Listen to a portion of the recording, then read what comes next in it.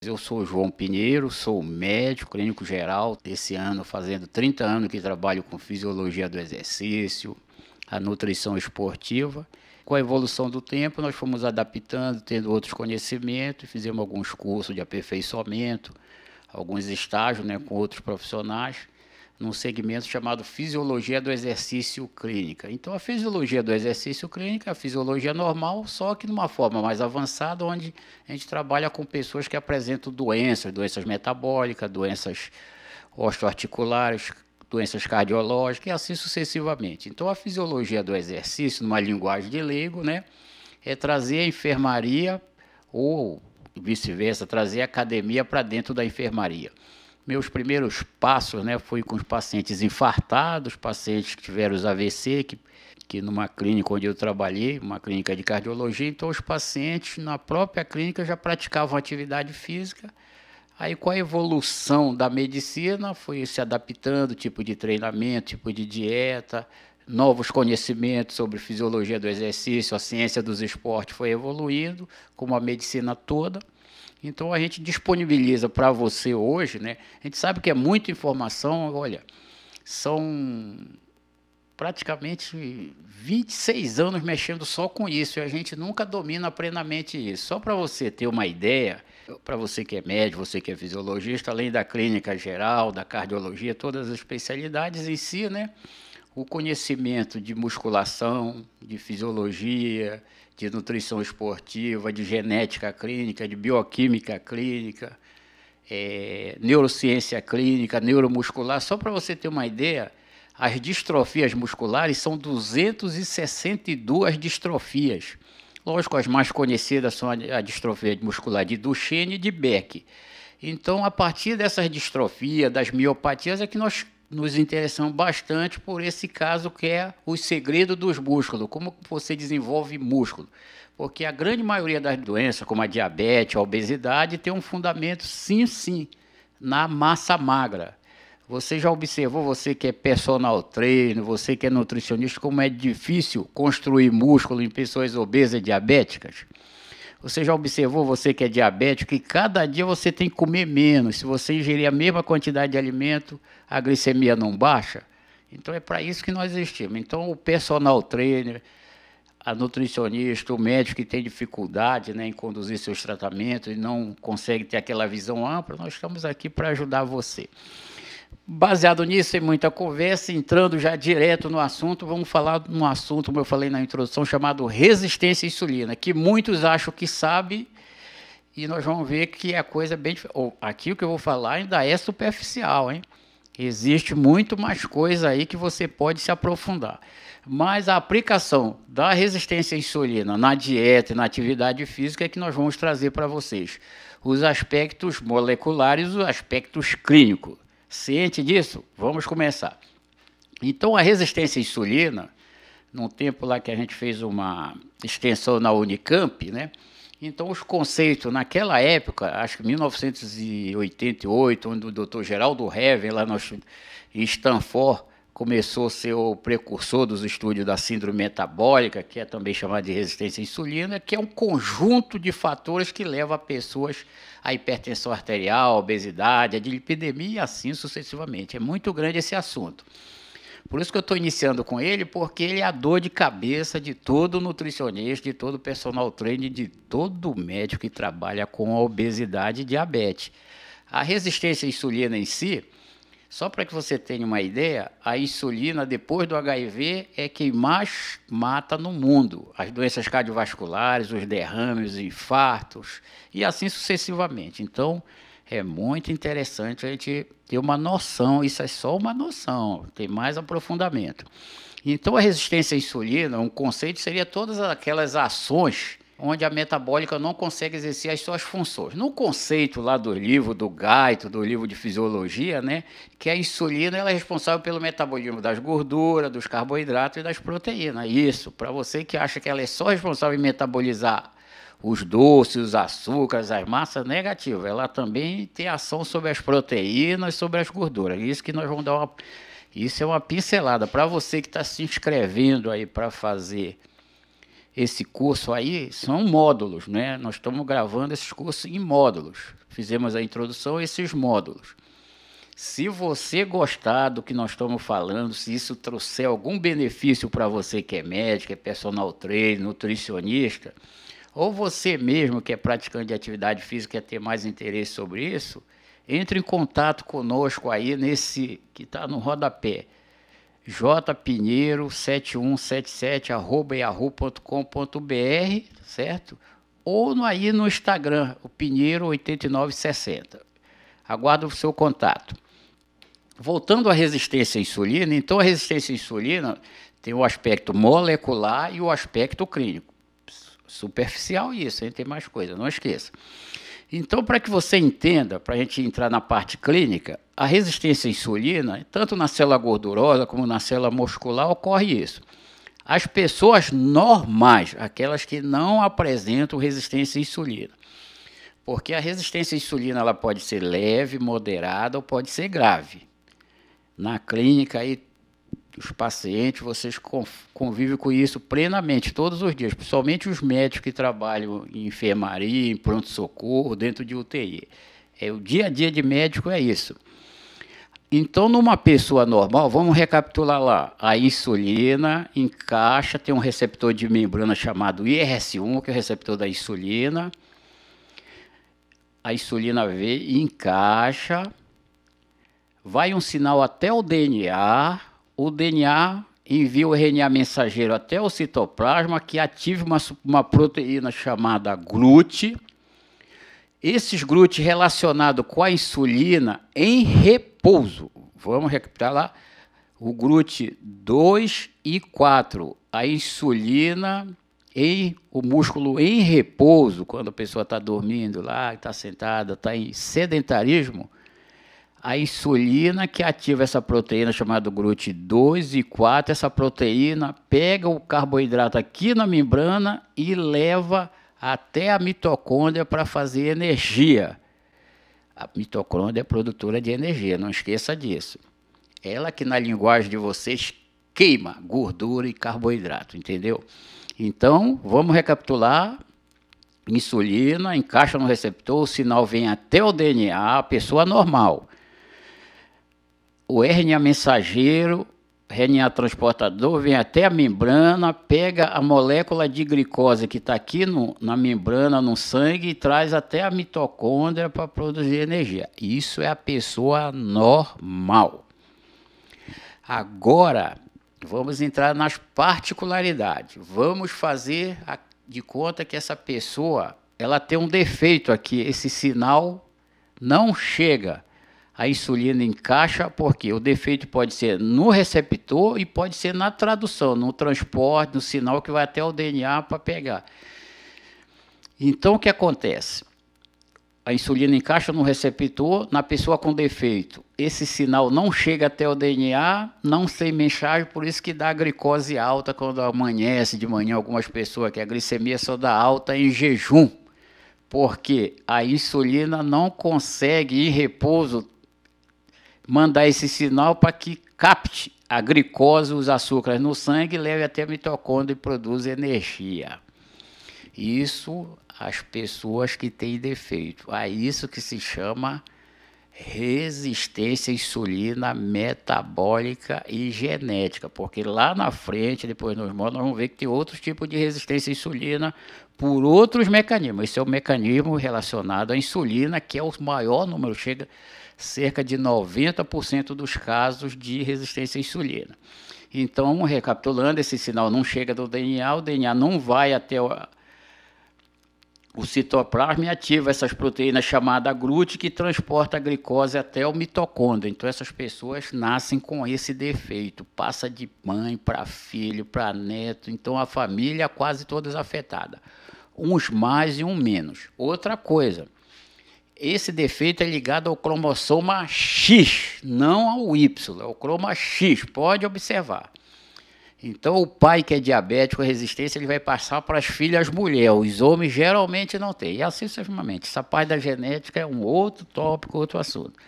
Então, esse sinal da insulina não chega, não pega a glicose, por isso quando dosa a glicemia lá, aquele cidadão está com a glicose lá em cima, tá certo? Alta lá, 500, 600, e todo mundo rotula esse cara de diabético. Depois a gente vai ver que o conceito diabético é diferente de resistente à insulina. Então o cara pode ser resistente à insulina com hiperglicemia e pode ser resistente à insulina com glicemia normal, entendeu? Isso que vai começar. Tá ficando fácil aí? Por isso que você que está no SUS aí, principalmente, né? Todo mundo quase no SUS é rotulado diabético. Aí na Chabilândia, alguns lugares que eu já trabalhei aqui em São Paulo, como eu comecei a mapear isso, fazia a dosagem do peptídeo C, que a gente vai ver na frente, o pâncreas da pessoa funciona normal, ela tem insulina demais e os caras fazem glibenclamida, fazendo insulina que vai acarretar outros fatores nesses pacientes. Então, essa pessoa que tem esse defeito e o glúteo não funciona, então ela é considerada resistente à insulina. Tá certo. Mas aí o que acontece? Existe o plano B do metabolismo. Deus fez uma situação. Essas pessoas que nascem com isso, existem outros glúteos, outros transportadores de glicose, que são os glúteos 1, 3, 5, 6 e 7. O 2 e 4 está relacionado com a insulina, só músculo em repouso. Quando o músculo está contraindo, ativa 1, 3, 5, 6 e 7. Esses glúteos, vamos lá para você entender. Esses glúteos, eles só funcionam quando o músculo está se contraindo ou você está em movimento. Aí o açúcar não entra por essa porta da insulina, ele entra pela porta do fundo, por outras portas nas células. Por isso que o sedentarismo agrava algumas doenças. Então, as pessoas que fazem atividade física regular, não só é aquela que só anda no domingo. Uma atividade física, ela ativa esse sistema chamado de glúteo 1, 3, 5, 6 e 7. Aí o açúcar entra, os carboidratos entra pela outra via desses glúteos, não dependendo da insulina. Deu para entender, você que é diabético? Você que tem dislipidemia, nós vamos ver que você não precisa de tanto medicamento. Se você fizer uma atividade física regular, o sistema metabólico ativa esse sistema, fazendo com que o carboidrato venha até a mitocôndria por outra via, a via do glúteo 1, 3, 5, 6 e 7, que lá mais à frente, lá no outro modo, nós vamos ver que esse glúteo 1, 3, 5, 6 e 7, a estrutura química dele é semelhante dos receptores adrenérgicos. Então, o glúteo 1, 3, 5, 6 e 7, a estrutura química dele é semelhante aos hormônios, os receptores adrenérgicos. Então, aquelas pessoas que utilizam os beta-bloqueadores, né? Mas lá na frente, deu para entender onde nós chegamos em termos de conhecimento, de estudo? Está gostando? Então, vamos ver, então, esse paciente, você que é médico, que pega lá na sua AMA, no seu pronto-socorro, na UTI, com uma glicemia de 700 ou em HI, e às vezes você faz insulina NPH, faz insulina regular, e não baixa essa glicemia, porque ele tem insulina. Aí depois a gente vai ver clinicamente o que é que se faz com esses pacientes. Aí a glicose dele não baixa e a dor de cabeça de muita gente por aí, né? Levando, quando você faz insulina, mais à frente, silenciosamente, fazer uma lesão renal. Por isso que a pressão, a diastólica, não consegue baixar. Começando a ficar fácil, tem café no bolo, tem muitas coisas ainda para negociar. Isso aqui é só uma coisa, porque o conhecimento é diferente, né? Tem médicos nos assistindo, tem personal trainer, tem nutricionista, tem pessoas leigas, dando para entender a importância do conhecimento. Então, esse mecanismo é o mecanismo que a gente chama mecanismo molecular da resistência à insulina. Aí existem conceitos, né? A gente já vai transformar isso para dentro da academia, tá? Para você que é nutricionista, para você que é personal trainer, como isso influencia que a sua atividade física lá pode não funcionar por causa disso. Eu vou traduzir para a linguagem de dentro de academia. Existe o conceito na prática mesmo, que a insulina ela é lipogênica, como eu falei na introdução. A insulina ela forma gordura facilmente, não precisa ser de carboidrato, ela forma da própria carne, do peixe, do frango, da gelatina. Se ela estiver muito alta, ela pega esses componentes e forma gordura. A insulina ela é proliferativa. Onde você vê muito isso? Dentro das academias mesmo. Aquele cidadão lá que usa insulina para crescer e para secar. Só que isso aí não é uma via legal. Ele vai pagar o pedágio mais à frente, que a insulina vai trazer sérios transtornos para ele. Além dos cânceres de pâncreas, de fígado, outras coisinhas que no dia a dia a gente pega em pronto-socorro e dentro de UTI. Então, a síndrome metabólica, então, a insulina é lipogênica, a insulina ela é proliferativa. Isso é um assunto dentro da bioquímica, a via da MAP quinase, né? Então, tem a via do AMP cíclico, que a insulina encaixa, pega a via e vai metabolizar os carboidratos. E a via da MAP quinase, onde vai fazer proliferação celular, onde se diferencia que dá os cânceres nas pessoas aí que utilizam insulina dentro da academia. Mais à frente a gente entra nesse detalhe. Outro assunto também que você pode estar ligado à insulina, chamado síndrome metabólica. Aquelas pessoas que têm pressão alta, têm colesterol alto, têm triglicérides. A gente vai ver aqui mesmo por que esse triglicérides sobe no resistente à insulina. E a síndrome do ovário policístico, aquelas mulheres que têm dificuldade muito de engravidar, tem o bigode chinês, tem a presença de muita acne na face, são marcadores de resistência à insulina, tudo ocasionado pela insulina alta. Tem um grupo chamado MOD, que ele não é nem diabético nem resistente à insulina.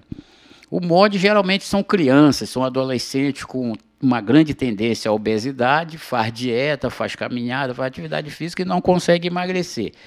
Geralmente é uma deficiência genética de um fator chamado HNF4, onde o carboidrato não estimula a liberação de insulina, por exemplo, na prática, aí é nutricionista. Então, quando você faz o filé de frango, o filé de carne, só ele com legumes e verdura, o pâncreas dessa criança, geralmente é um adolescente, libera a insulina. Quando ele ingere o carboidrato, por exemplo, filé de frango, o peixe com arroz, com feijão, o pâncreas não libera a insulina. Por isso que ele começa a engordar, como se fosse um diabético. Como é que você diferencia os adolescentes? Como é que você consegue diferenciar aí? Na prática, você que está na academia, aquele adolescente, 13, 14, 15, 16, 17, 18 anos, todos os dois são obesos, tanto o MOD como o resistente à insulina. Na prática, o resistente à insulina é aquela criança que corre, pula, aquele gordinho alegre, tudinho disposto. Já o MOD, ele é muito lento, porque ele não produz energia. A insulina é liberada, ele não tem energia, ele é apático, lento, desanimado. Não é uma prova, você precisa fazer o exame para comprovar se ele é MOD ou se é resistente à insulina, mas todos os dois são difíceis de emagrecer. As nutricionistas aí que digam. Porque geralmente criança e adolescente você não pode passar inibidor de apetite, medicação, só a dieta e algum tipo de atividade física. Então aí está a resposta. Leia depois, se quiserem. Existe 3 tipos de MOD: MOD 1, MOD 2, MOD 3. E essa classificação é dependendo da gravidade. Uns evoluem com dislipidemia, outros com hipertensão, outros com doenças cardiovasculares. Então os MODs são adolescentes geralmente obesos, que fazem dieta, fazem atividade física, com uma grande dificuldade para funcionar. Mais à frente nós vamos falar sobre isso. A aplicação da resistência à insulina para você de academia, o ovário policístico, síndrome metabólica, quem tem triglicéride alto, tudo são marcadores de resistência à insulina. Aí você que é personal trainer, que está aí na academia, que é nutricionista, qual é a sua dor de cabeça com esse pessoal? Vamos lá. Eu não falei do GLUT2 e o 4, que está relacionado com a insulina, o músculo em repouso, para levar o carboidrato até a mitocôndria para produzir energia. Se não consome esse carboidrato, ele não emagrece, não baixa o percentual de gordura, concorda? Tem dilipidemia, todas aquelas coisas, quando a glicose fica no sangue, forma gordura. Essa coisa é básica, né? Desde da professora Raimundinha lá do curso de graduação. Aí o que é que acontece nessas pessoas que estão dentro da atividade física? É isso mesmo. Aqueles que são sedentários, não faz atividade física regularmente, vai ter uma grande dificuldade para baixar o percentual de gordura, para baixar a gordura abdominal, toda aquela parte estética, né? Faz dieta da fome, dieta low carb, dieta toda, e ela não vai funcionar mesmo por causa disso. E o que é que acontece? Aí tem o GLUT 1, 3, 5, 6, 7. Aí tem a pessoa que não sai daí da academia, né? Vidrada em academia, tem o corpo sarado, malhado, tudinho, faz, e a gordura abdominal não baixa, o percentual de gordura não baixa. Por quê? Esse GLUT 1, 3, 5, 6 e 7, quais são as causas? Aí tem a ergospirometria, né, que dá o VO2 máximo, não é isso? Só que esses GLUT, eles estão aqui no citoplasma da célula. Só que eles são malandros também. Eles só trabalham como se fosse com ar-condicionado, a temperatura muito quente. No caso aqui seria a produção de ácido lático. Por isso que tem o primeiro limiar anaeróbico e o segundo limiar anaeróbico da ergospirometria. Então, geralmente, em pessoas obesas, diabéticas, que não sejam atletas, esses GLUT, eles só trabalham com o pH da célula baixo. Se o pH do citoplasma for alto, eles não funcionam. Por isso que você precisa ter... Não é a velocidade da esteira que faz a pessoa queimar o carboidrato.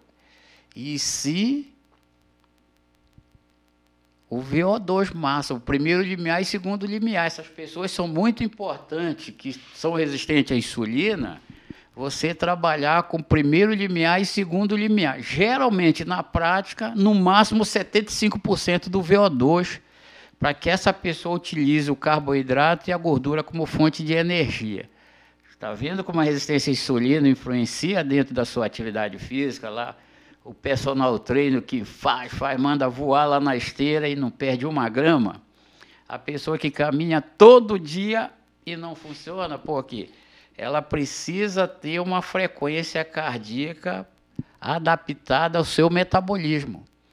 O VO2, o primeiro limiar e segundo limiar. Geralmente, de pessoas muito obesas, você tem que trabalhar com o VO2, isso aí são outras coisas que a gente vai falar em tratamento, principalmente para os médicos, né? O VO2, o primeiro limiar e segundo limiar, que é aquela quando começa a produzir o ácido lático e quando deixa de produzir. Para aqueles médicos, o piruvato, o aspartato ajuda muito nisso. E aquelas pessoas que têm aquela gordura no fígado, chamada esteatose hepática, tá certo? Ela vai produzir VO2, né? O ácido lático vai ter uma dificuldade de ser removido pelo fígado e pode ir para o miocárdio, onde dá aquelas arritmias, aquelas extracestos em algumas pessoas por causa da fadiga do miocárdio. Deu para entender como a resistência à insulina é uma dor de cabeça para algumas pessoas que estão dentro de academia e precisa o personal trainer e a nutricionista saber disso? Mais à frente nós vamos ver. Além disso, desses detalhes, a resistência à insulina, como eu falei no metabolismo lá na introdução, ela tem uma grande ação sobre uma proteína chamada SHBG, ou proteína ligadora dos esteroides. Essa proteína que transporta os esteroides no sangue e leva a testosterona para os tecidos. Por quê? A testosterona é que faz síntese de proteína, que faz hipertrofia de fibra muscular. Se não tiver testosterona, você vai comer seu filé de frango, seu peixe, tomar o seu BCA, seu whey, seu músculo não vai crescer. Sim.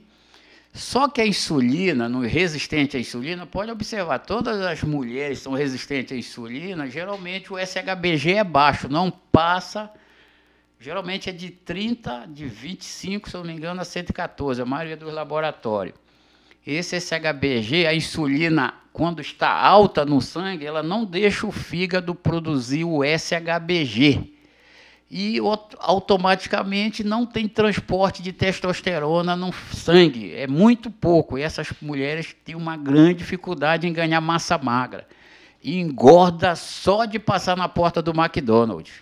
Deu para entender? Então a insulina no fígado, ela bloqueia a produção do SHBG das mulheres resistentes. Por isso que a nutricionista faz aquela dieta low carb ou reduz o carboidrato simples, ou deixa o integral, porque a insulina baixa, o fígado começa a produzir esse SHBG e a testosterona começa a ser veiculada no sangue, onde a pessoa começa a fazer síntese de proteína, as unhas ficam mais fortes, não cai o cabelo, não descalcifica os ossos, todo tem uma cascata por causa disso. Então, aquele personal trainer lá, mas eu não tenho como fazer o exame. O resistente à insulina é fácil, principalmente as mulheres. O bigode chinês, a presença de acne, ou quando colher a historinha, se a mãe, se o pai é obeso, se é diabético, é o marcador de resistência à insulina. Aí o que é que o personal trainer na academia tem que fazer? Ativar o GLUT 1, 3, 5, 6 e 7, com o primeiro limiar e segundo limiar. No mínimo 40 minutos de atividade física aeróbica. E quando fizer, aí já é parte de personal trainer, não vou entrar nesse tipo de treino metabólico, mas não tem que ter muito cuidado. Aí é um conjunto de coisas que a gente vai ver a partir de agora. Deu para entender a importância da resistência à insulina? Tem mais coisa. Por exemplo, a insulina, no rins, quando ela está alta, ela retém só de água. Por isso que as mulheres se sentem inchadas. Quando faz aquela dieta lá, que toma laxante, uma dieta, elas baixam rapidamente. Não é que elas perderam peso, elas foram desidratadas. Elas perdem 3, 4 litros de água, aí baixa a cintura, elas acham que emagreceu, mas não queimou 1 grama de gordura, porque a insulina, ela é higroscópica, ela retém só de água no corpo. Por isso que algumas pessoas se tornam hipertensas por causa da insulina alta. A insulina bloqueia a transformação de citrulina em arginina no rins. Por isso que dá aquelas dor de cabeça, aquela dor de cabeça latejando, enxaqueca, principalmente nas mulheres, perto de menstruação também, com náusea, algum tipo de náusea. E assim é uma camada de sintomas clínicos. Então, a resistência à insulina... já ia esquecendo. Aí o que acontece? Essa pessoa não é resistente à insulina, se ela é resistente à insulina, as outras ações da insulina dentro das células também não vai funcionar. Por exemplo, a lipase lipossensível, que está dentro da célula gordurosa, a insulina não consegue inibir ela. O que é a insulina? Porque a insulina bloqueando a lipase lipossensível, ela não hidrolisa o triglicéride, aí não vem aquele monte de ácidos graxos livres para o sangue. Já que a insulina não tem ação na lipase lipossensível, aquele monte de ácidos graxos livres vem tudo para o sangue. Por isso que algumas pessoas têm aquela gordura no fígado, que os médicos chamam de esteatose hepática, que é o grau 1, grau 2 e o grau 3. Que quando o grau 3 pode levar a cirrose por causa da resistência à insulina.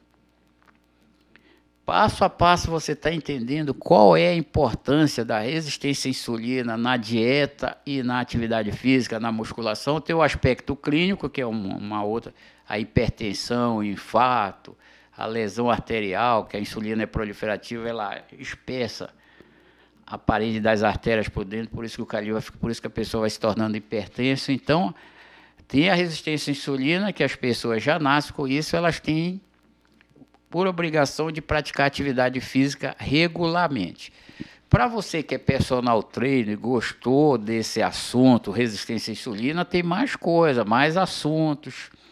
A aplicação clínica da resistência à insulina para aqueles que praticam atividade física não é de uma importância fundamental. Além desse que eu falei, do bloqueio da produção do SHBG nas mulheres no fígado, porque nos homens o SHBG é produzido tanto no fígado como na célula de Sertoli no testículo. Então, os homens não são afetados facilmente, por isso que eles têm uma facilidade de ganhar massa magra.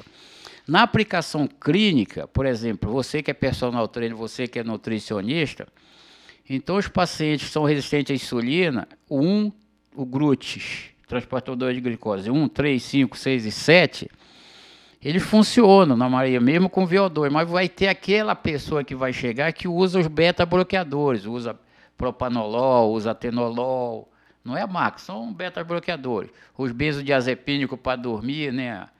Diazepam, Lexotan, Rivotril. Então, esses GLUTs vão estar bloqueados.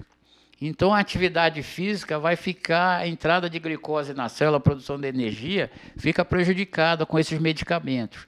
Aí há necessidade de utilizar umas outras técnicas, né, de atividade física, aumentar o VO2 dessa pessoa, para que ative esse sistema adrenérgico, mas mesmo assim o metabolismo das gorduras e do carboidrato nessas pessoas vão ser reduzido em comparação com outra pessoa. Aí o personal trainer nutricionista tem que ter essa visão.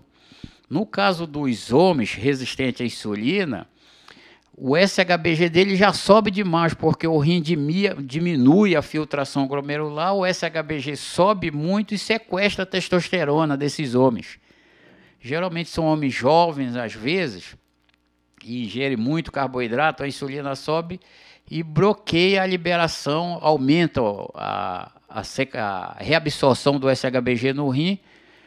O aumento do SHBG no rim sequestra a testosterona dos homens, os homens não têm testosterona livre suficiente, levando a um quadro chamado hipogonadismo secundário, com vários sintomas, perda de libido, perda de ereção, cansaço, fadiga, faz atividade física, musculação não funciona, aquele cansaço muito grande para o lado da tarde, irritabilidade, fraqueza. Então, tudo isso pode ser sintoma de SHBG alto em homens.